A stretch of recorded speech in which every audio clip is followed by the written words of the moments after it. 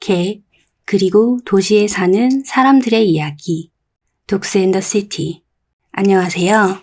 히코입니다.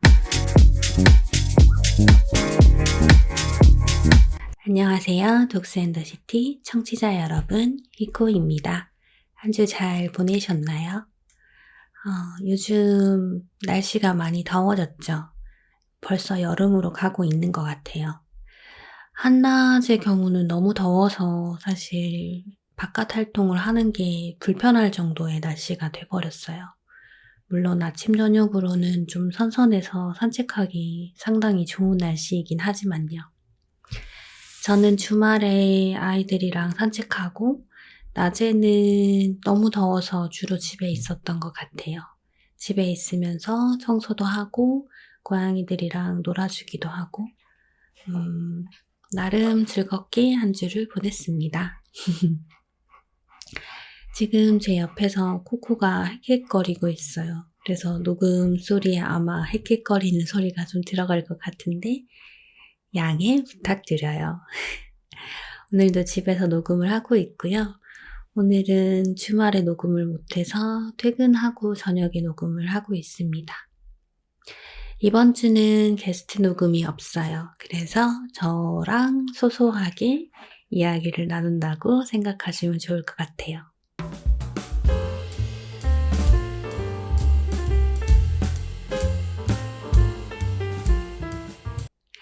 오늘은 강아지와 고양이가 잘 지낼 수 있는가에 대해서 이야기해 보려고 해요.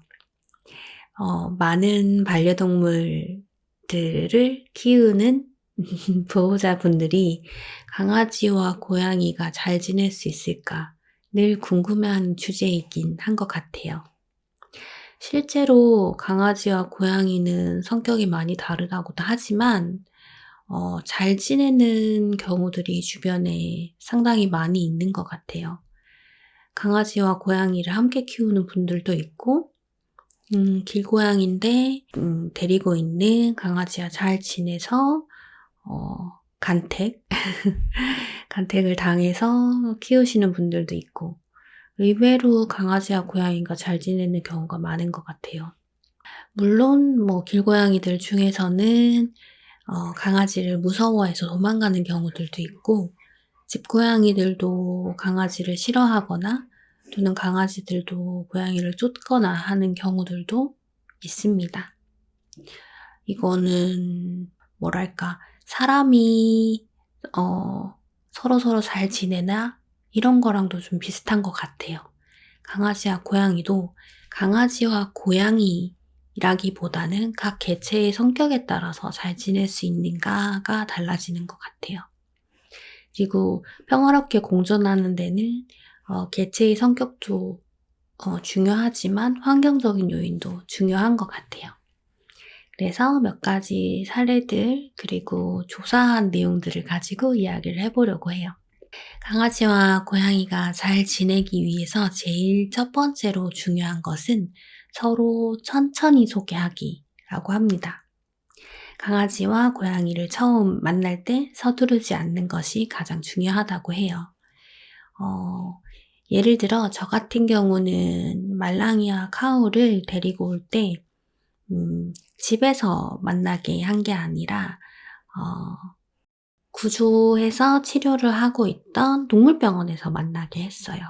이거는 예전에 임시보호했던 강아지들이랑도 좀 관련이 있는데 저희 청년원 선생님께서 말씀하시기를 동물들이 자기 집에서 만날 때는 누군가 낯선 존재가 집으로 찾아오면 침입자라고 생각해서 경계를 하기 때문에 이왕이면 탁 트인 야외에서 만나는 것이 좋다. 그래서 같이 인사하고 산책도 하면서 좀 익숙해진 다음에 집으로 들어오는 게 좋다라고 얘기하신 적이 있어요. 그래서 이전에 임시보호하던 강아지들도 항상 초코랑 밖에서 먼저 만나서 합사가 가능한지 상태를 보고 집에 같이 데려왔던 적이 있어요. 그래서 이번에 고양이들에게도 그거를 좀 적용해 본 거죠. 병원이라는 낯선 공간에서 고양이들 냄새를 맡게 했어요. 고양이들이 한 300g? 500g? 요 정도 그 몸무게였을 때 3개월 차였을 때 그때 초코랑 코코를 만나게 했고요. 근데 그때 의외로 초코랑 코코는 고양이들한테 크게 관심이 없더라고요. 가끔 산책할 때 고양이를 보면 좀 관심 있어 하거나 쫓아가는 것까진 아니지만 좀 다가가는 경향이 있었는데 의외로 아기 고양이한테는 크게 관심이 없었어요. 그래서 고양이들을 제가 이렇게 품에 안아서 얼굴도 냄새 맡게 하고 엉덩이도 냄새 맡게 하고 조금 몸에도 가까이 가게 하고 하는데 별 반응이 없더라고요. 그리고 고양이들도 강아지를 눈앞에서 보고 특히나 코코같이 이렇게 큰 강아지를 봤는데도 별로 반응이 없었어요. 그래서 얘네는 서로 반응이 없네? 라고 생각했죠. 그리고 집에 왔을 때 저희 코코나 초코가 강아지지만 고양이들한테 막 다가가서 장난을 먼저 친다거나 아니면 뭐 짖는다거나 이런 거는 없었어요. 다행히. 밖에서 만나고 와서 그런 걸 수도 있는데 제 생각인 것 같아요. 그렇게 좀 서로 천천히 익숙해질 수 있도록 첫 만남을 가졌습니다. 그러고 나서는 어떻게 됐냐? 집에서 고양이들은 나름 여기저기 돌아다니면서 집의 냄새에 익숙해지려고 하더라고요. 그리고 나서 한 하루 이틀 정도 지나고 나니까 고양이들이 집에서 사라졌습니다. 저는 정말 깜짝 놀랐어요. 초코랑 코코를 데리고 산책을 갔다 왔는데 고양이들이 없어진 거예요. 어디로 갔지? 고양이들이 어디로 갔지? 고양이들이 너무 작기도 한데 딱히 소리도 잘 안 내고 발소리도 안 나고 그래서 엄청 걱정을 했어요. 그랬더니 싱크대 밑에 들어가 있는 거예요. 싱크대 밑에 이렇게 홈이 있는데 그 홈 사이로 이렇게 몸을 구겨 넣어서 싱크대 아래에 어둑한 공간에 있었던 거예요. 그리고 안마의자, 지금은 이제 사망하셔서 없는 안마의자 그 밑에 어두운 공간에 들어가서 있었어요. 신기하죠? 좀 고양이들이 좀 낯선 장소를 좋아하기도 하고 낯선 장소가 아니죠. 이게 어두운 장소를 좋아하기도 하고 아니면 이런 환하고 넓은 집이 좀 안정감이 없다고 생각해서 그랬을 수도 있고 그래서 초반에 몸집이 커지기 전까지는 그렇게 싱크대 밑에 많이 들어갔었어요. 그리고 밤이 되면 나왔죠. 고양이들이 약간 야행성이잖아요. 그래서 어디 갔는지 찾으면 100이면 100 싱크대 밑에 가 있고 이제 몸집이 커져서 그 싱크대 아래 틈이 작아져서 낑낑대고 들어갈 때까지 거기를 들어가더라고요. 그래서 하고 싶은 데까지 하게 뒀습니다. 처음에는 좀 못 들어가게 할 수 있는 방법을 찾으려고 했는데 나중에는 그래 니네가 커지면 못 들어가겠지. 하고 싶은 데까지 들어가서 놀아라. 약간 이런 마음으로 내버려 뒀어요. 그러니까 어느 순간부터 이제 살이 찌고, 그러니까 살이 찐 게 아니라 이제 자란 거죠. 몸이 자라고 나서부터 못 들어가기 시작하고 들어가는 게 힘들어지기 시작하니까 그 다음부터 이제 안 들어가더라고요. 그리고 지금은 어떠냐? 지금은 어디 숨어 있으려고 하진 않아요. 지금은 캣타워에 잘 있고 저희 집에 캣타워를 많이 구비를 해뒀어요. 그러니까 고양이들이 좀 숨을 공간, 편하게 있을 공간이 필요할 것 같아서 요즘은 캣타워에 잘 익숙하게 있는 것 같아요. 두 번째 팁은 긍정적인 경험을 연관시키기입니다. 긍정적인 경험이라고 하면 제일 손쉬운 게 맛있는 거 주는 거 이죠. 그래서 저는 가끔 간식이 있으면 보통 간식이 강아지랑 고양이가 같이 먹어도 되는 간식도 많거든요. 그래서 간식을 하나를 가지고 코코도 주고 초코도 주고 말랑이도 주고 카오도 주고 이렇게 해요. 순서대로 주거든요. 그러면 되게 귀여워요. 이렇게 쪼로록 앉아 있어요. 그래서 코코는 크니까 좀 많이, 그리고 초코는 두 번째 크니까 그거보다 조금 적게 많이, 그리고 고양이들은 조금씩. 아무래도 고양이들은 추르 이런 거에 조금 더 익숙해서 제가 이렇게 간식이 고체형으로 되어 있는 거는 많이 씹지는 못해요. 그래서 정말 조금씩만 떼어서 거의 한 2-3mm 정도 크기로 이렇게 주거든요. 그럼 되게 잘 먹어요. 그래서 약간 어미새가 아기 새들한테 모이 주듯이 이렇게 같이 간식을 나눠 먹입니다. 그렇게 가끔 간식 나눠 먹이면 서로 되게 친밀하게 느끼는 것 같아요. 그리고 가족이라고 느낄 수도 있겠죠? 저 스스로는 좀 그렇게 생각합니다. 그래서 좀 저희 고양이들은 초코나 코코에 대해서 그다지 거부감을 못 느끼는 것도 있는 것 같아요. 그리고 세 번째가 각자의 피난처를 제공하기라고 해요. 그 고양이들은 아무래도 강아지보다는 조금 더 독립적이고, 그리고 혼자 있는 시간도 많이 필요로 하기 때문에 고양이들이 강아지가 막 장난을 걸 때 도망칠 수 있는 좀 높은 곳이나 숨을 수 있는 공간을 마련해 주는 게 좋다고 합니다. 저는 집에 캣타워가 4개 정도 있어요.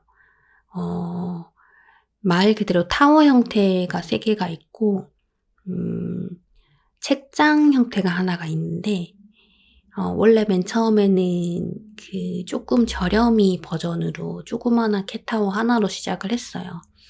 저희 친구가 고양이를 키우고 있는데 처음부터 고양이 물건을 너무 많이 사지 마라, 캣타워도 너무 많이 사지 마라. 그 이유가 고양이들이 안 쓸 수 있대요. 저희가 강아지들도 간식 같은 거 안 먹는 간식들 가끔 있거든요. 물론 저희 코코는 안 먹는 간식이 없지만 나름 특히나 고양이들은 그런 취향이라고 하는 게 조금 있어 가지고 스크래처 같은 것도 안 하는 경우들도 있고 캣타워도 안 쓰는 경우들도 있어서 무용지물이 되는 경우들이 종종 있다고 하더라고요. 그래서 저렴이 버전으로 캣타워를 시작을 했는데 캣타워를 너무 좋아하는 거예요. 특히나 그 반구로 되어 있는 원형 해먹 있잖아요. 그걸 너무 좋아해서 거기 쏙 들어가 가지고 정말 고양이 액체설처럼 그 반구에 폭 담겨 있는 걸 너무 좋아해 가지고, 그래서 그다음에 조금 가격이 있는 걸로 조금 더 높은 캣타워, 그리고 조금 더 디자인이 있는 캣타워 이런 것들을 좀 구매를 했고, 추가로 책장 형태로 되어 있는 캣타워가 있어서 이거는 좀 숨을 곳이 있으면 좋겠다 싶어 가지고 이렇게 샀습니다. 그래서 거실에 하나, 주방에 하나, 그러니까 식탁 쪽에 있어요. 그리고 서재방에 하나, 이렇게 해서 캣타워가 총 4개가 있습니다. 가끔 친구들이 캣타워 뭐 이렇게 많냐고 하던데, 고양이 2마리가 놀려면 사실 캣타워 많이 필요한 것 같아요. 저희 고양이들은 아직까지는 아기 고양이들이라서 밤에 그렇게 뛰어놉니다. 옛날에 제가 어렸을 때 살던 집이 약간 천정에 쥐가 막 우르르 다니던 슬레이트 집이었는데 약간 그런 추억이 소환되는 느낌이기도 해요. 밤만 되면 그렇게 뛰어다니면서 노는데 그래서 좀 제가 낚시놀이 같은 거 해주지 않더라도 자기들끼리 캣타워랑 그 책장형 캣타워를 왔다 갔다 하면서 잘 놀더라고요. 그래서 네. 저는 캣타워 구매에 아주 만족을 하고 있습니다. 그렇게 또 세 번째 팁이 있을 것 같아요. 피난처라고 하긴 했는데 사실상 초코랑 코코가 먼저 고양이들한테 놀자고 하거나 장난을 걸거나 못살게 굴거나 하진 않아요. 오히려 저희 집은 말랑이는 장난을 치지는 않고 카우가 유난히 특히 초코한테 장난을 먼저 거는 경우들이 있어요. 아무래도 초코가 좀 크기적으로 만만해 보여서 그런 것 같아요. 지금 초코는 7kg 정도 되고 저희 고양이들은 4kg가 이제 넘었어요. 근데 고양이들은 조금 길이가 막 늘어났다 줄어들었다 자유자재잖아요. 그래서 크기가 사실 몸무게가 거의 2배 정도 차이가 나는데도 그냥 보면 좀 비슷해 보여요. 그래서 그런지 우리 카우가 초코를 되게 만만하게 보는 것 같더라고요. 그래서 밤에 특히 이렇게 자기 전에 장난을 걸고 둘이 좀 놀고 있으면 중간에 코코가 와서 야, 그만 놀아. 약간 이렇게 둘을 좀 떼어놓는 중재자 역할을 하고 있기도 합니다. 그래서 보고 있으면 참 재밌어요. 아, 고양이랑 강아지랑 저렇게 노는구나. 근데 이제 볼 때 그런 생각해요. 저거 싸움일까? 놀이일까? 이런 것들을 좀 고민할 때가 가끔 있어요. 근데 지금까지 봤을 때는 싸움은 아니고 놀이인 것 같아요. 싸움과 놀이를 좀 구분하는 방법에 대해서도 좀 찾아봤는데 싸움과 놀이를 구분짓는 제일 큰 거는 소리라고 하더라고요. 싸우는 경우에는 고양이들이 뭐 하울링을 한다라든지 막 으르렁 약간 그렁그렁 소리를 낸다든지 그런 경우들이 많고, 그리고 보통 싸움으로 번지면 고양이들이 먼저 도망을 간대요. 그러니까 도망가지 않고 계속 놀고 있으면 그거는 이제 노는 거죠. 싸우는 게 아니고. 그래서 그냥 놀게 됩니다. 재밌게 놀고 어느 정도 놀고 나면 코코가 야 그만 놀아 이러고 가서 약간 둘을 말리기도 하거든요. 그래서 좀 놀다 보면 휴식 시간을 강제로 코코가 만들어 주고 있어요. 그래서 카우가 일부러 먼저 더 장난을 거는 것도 있는 것 같아요. 보고 있으면 엄청 귀엽죠. 제 PD에도 가끔 둘이 노는 거, 이제 셋이죠? 코코까지 셋이 노는 거 올릴 때 있는데, 보고 있으면 참 시간도 잘 가고 되게 귀여워요.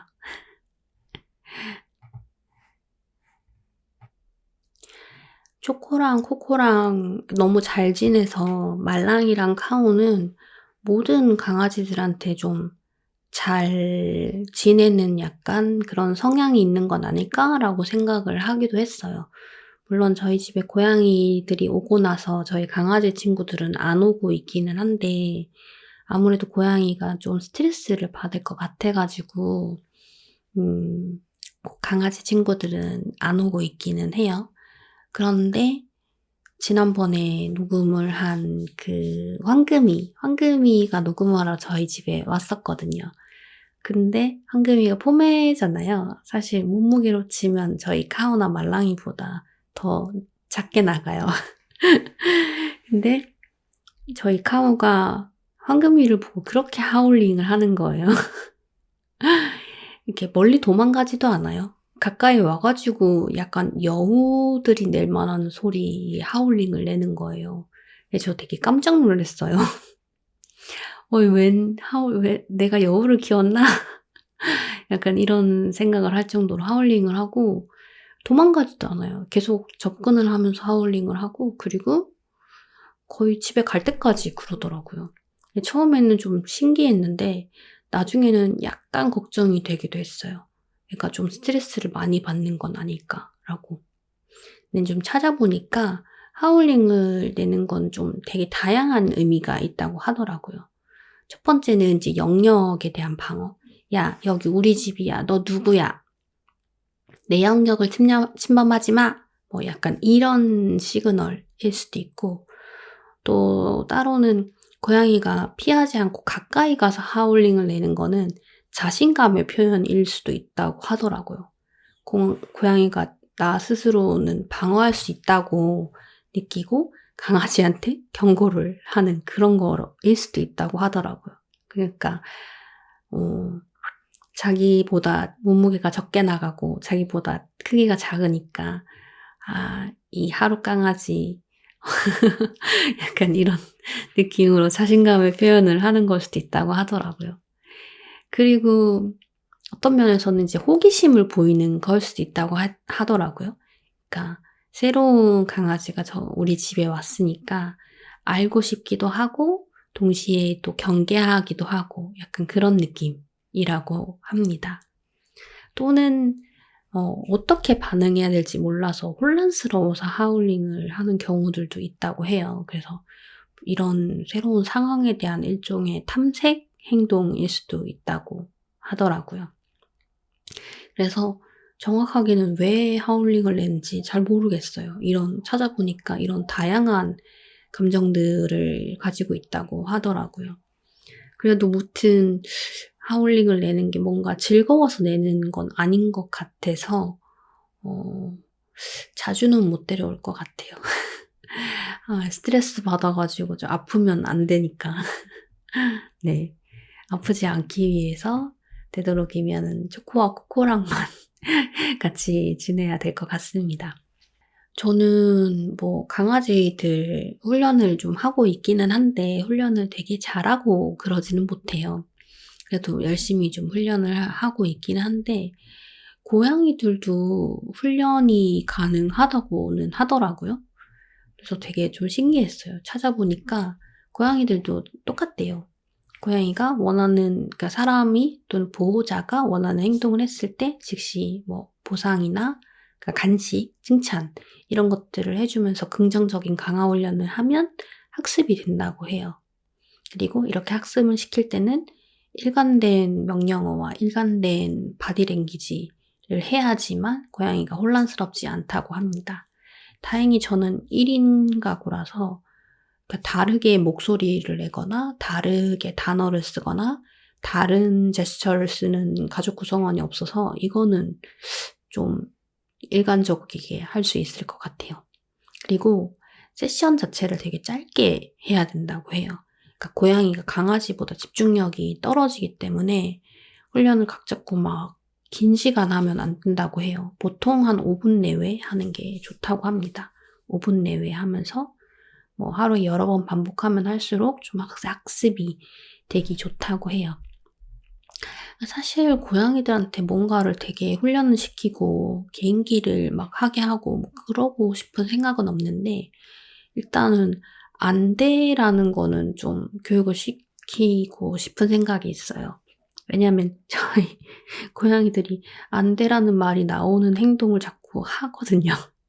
예를 들어 캣타워 옆에 커튼이 있어요. 캣타워가 저희 집 그 거실 창가 쪽에 있는데 아무래도 이렇게 사이드 쪽에 비치돼 있다 보니까 자꾸 그 커튼을 물고 늘어지고 커튼이 이렇게 니트처럼 되어 있는 재질의 커튼인데 그 니트 그물을 타고 올라가서 클라이밍을 자꾸 하려고 하고 그걸 자꾸 이빨로 막 물어 뜯어가지고 털 오라기를 자꾸 뜯어내려고 해가지고 저도 모르게 안 돼 라고 얘기를 하게 돼요.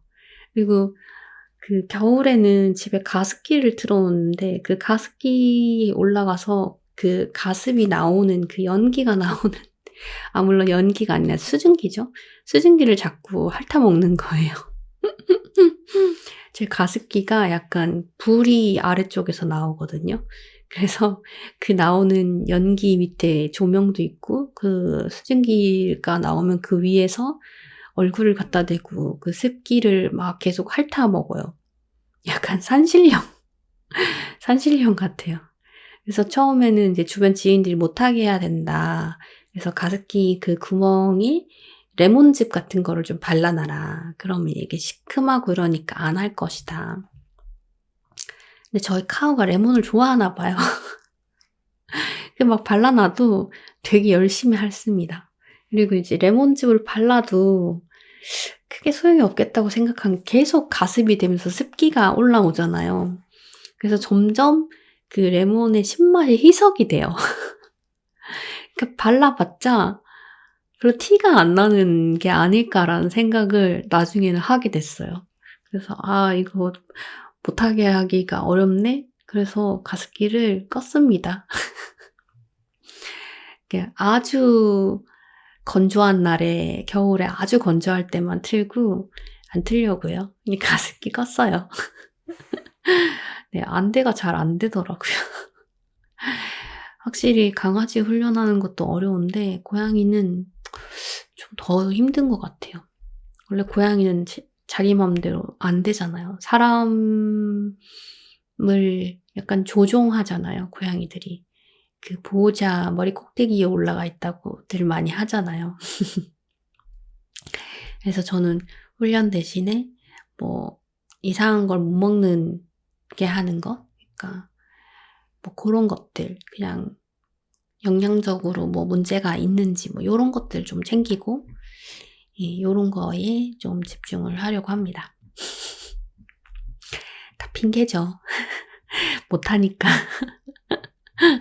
못하니까 그렇게 하는 것 같습니다.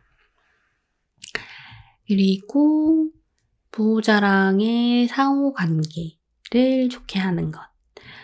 저희 강아지랑 고양이는 제가 피드에도 가끔 올리긴 하는데 제가 잘 때 옆에서 같이 자는 거를 되게 좋아해요. 그래서 제 침대에 아침에 일어나면 고양이 2마리, 그리고 강아지 1마리.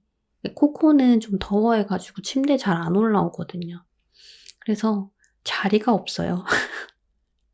고양이 둘은 제 다리 아래에서 둘이 포개고 자고 있고, 초코는 제 왼쪽, 오른쪽, 손 쪽에 이렇게 또아리를 들고 있어 가지고 온기가 아주 철철 넘칩니다. 그래서 자고 아침에 일어나면 가끔 되게 행복하다라는 느낌이 들어요. 이렇게 내 옆에서 나를 지켜주는 또는 나와 온기를 나눠주는 나의 반려동물들이 있다라는 게 많이 위안이 되곤 합니다. 다행히 저는 털 알레르기, 침 알레르기 이런 게 없어 가지고 네, 문제는 없어요. 네. 반려동물 키우시는 분들 중에서 털 알레르기, 침 알레르기 있으신 분들도 종종 있더라고요. 그래서 따로 자거나 그런 경우들이 있던데 저는 그런 문제는 없어서 너무 다행입니다. 그리고 고양이들이 사실 독립적이어 가지고 잘 때 옆에 오거나 그런 게 별로 없다고 하는데 집에서 키우는 고양이들은 개냥이인 친구들은 종종 이렇게 옆에서 같이 자는 걸 좋아하는 고양이들도 있더라고요. 저희 고양이들은 같이 자거나 같이 자지 않더라도 아침 되면 저를 깨우러 와요. 그래서 약간 모닝콜처럼 그 시간대쯤 되면 코코도 오고 고양이들도 옵니다. 그래서 벌떡 일어나서 초코와 코코를 데리고 아침 배변 산책을 나가고요. 고양이들 쓰담쓰담 해주고 저의 모닝콜을 해주는 아이들이죠. 네, 타이에 의한 모닝콜입니다. 제가 가진 또는 제가 알고 있는 정보들에 기반해서 좀 검색도 해보고 이러면서 강아지와 고양이가 잘 지낼 수 있는 방법 또는 잘 지낼 수 있을까에 대한 이야기를 좀 해봤어요. 저희 주변에도 강아지와 고양이를 키우시는 분들이 같이 키우시는 분들이 꽤 많은 것 같은데 여러분들의 집의 분위기는 어떨지 궁금합니다. 나중에 기회가 되면 사연 같은 거 보내주세요. 그러면 제가 읽어드리고 같이 나눌 수 있으면 좋을 것 같습니다.